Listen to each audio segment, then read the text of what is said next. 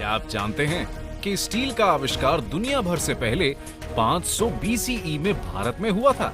और यही नहीं, उससे भी कई हजार सालों पहले से भारत में कॉपर, ब्रॉन्ज और अन्य मेटल्स का उपयोग हो रहा था। ऐसे ही दिलचस्प फैक्ट्स जानने के लिए देखते रहिए एपिकपीडिया का ये वीडियो।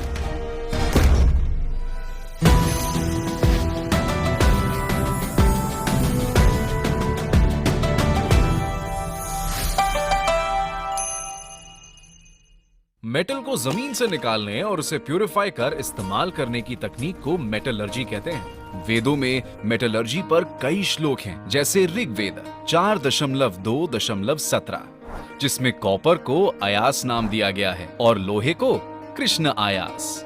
आज से लगभग 6000 साल पहले इंडस वैली सिविलाइजेशन ने कॉपर और टिन को मिलाकर ब्रॉन्ज एलॉय बनाया। ये भारत में ब्रॉन्ज एज की शुरुआत थी। Indus valley civilisation lost wax casting तकनीक से ब्रॉन्ज के हथियार, आभूषण व मूर्तियां बनाती थी।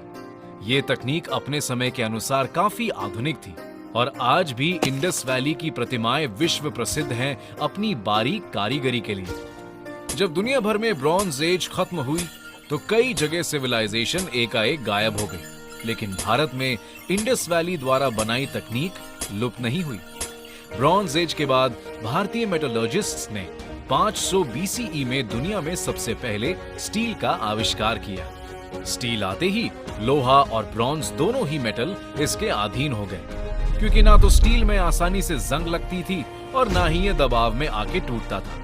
ये देख भारत ने स्टील का उत्पादन औद्योगिक स्तर पर शुरू कर दिया। सम्राट अशोक के मौर्यन एम्पायर में भारतीय स्टील रोम जैसे दूर दराज प्रदेशों तक एक्सपोर्ट होने लगा। कहते हैं जब राजा पुरु और अलेक्जेंडर की लड़ाई खत्म हुई तो उन्होंने शांति समझौता में सोना या चांदी नहीं, भारतीय स्टील मांगा। तब राजा पुरु ने अलेक्जेंडर को कई टन स्टील और अपनी तलवार भेंट में दी। मौर्यन एम्पायर के बाद सम्राट चंद्रगुप्त और गुप्त एम्पायर ने इन पुरातन तकनीकों को और आगे बढ़ाया। 300 CE में भगवान विष्णु के आदर में सम्राट विक्रमादित्य ने विश्व का पहला आयरन पिलर खड़ा किया। ये खंबा दुनिया का अकेला ऐसा लोहे का खंबा है जिस पर 1600 साल बाद भी जंग नहीं लगी। आज भी दिल्ली में स्थित इस खंबे को देखने और समझने दुनिया भर से वैज्ञानिक आते हैं। भारत की मेटलर्जी में निरंतर प्रगति से जल्द ही यहाँ एक ऐसी आधुनिक मेटल का आविष्कार हुआ जिससे दुनिया की काया ही पलट गई। ये मेटल था वुड स्टील। वुड शब्द का मूल या तो कन्नड़ा में उक्कू से है या संस्कृत के उच्च से। वुड स्टील क्रूशिबल तकनीक से बनाया जाता है। इसमें एक क्ले क्रूशिबल को रॉट आयरन और कांच से भरकर चारकोल फर्नेस में तपाया जाता है। इस तकनीक में कांच से निकला सिलिकॉन फ्लक्स का काम कर लोहे की सारी इंप्योरिटी सोख लेता है और नतीजा होता था एक ऐसा हाई कार्बन स्टील जिससे बनी तलवारों की धार सालों तक तेज रहती थी। दुनिया की कई चमत्कारी तलवारें जैसे किंग आर्थर की एक्सकैलिबर भी शायद इसी पर निर्धारित थी। 1200 CE में जहां दुनिया वुड स्टील से चकाचौंध हो रही थी, वहां राजस्थान के जावर गांव में भारतीय लोहारों ने तपती फर्नेस में डिस्टिलेशन से भाप की हर बूंद को कंडेंसर में इकट्ठा कर दिया दुनिया को एक नया मेटल, जिंक। इस युग के बाद आयरन और स्टील विश्व के सबसे जरूरी मेटल बन गए।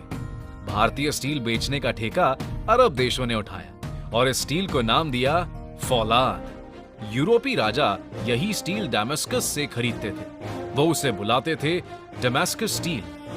17वीं सदी के बाद भी दुनिया में हाई क्वालिटी स्टील का केवल एक ही स्रोत था, भारत।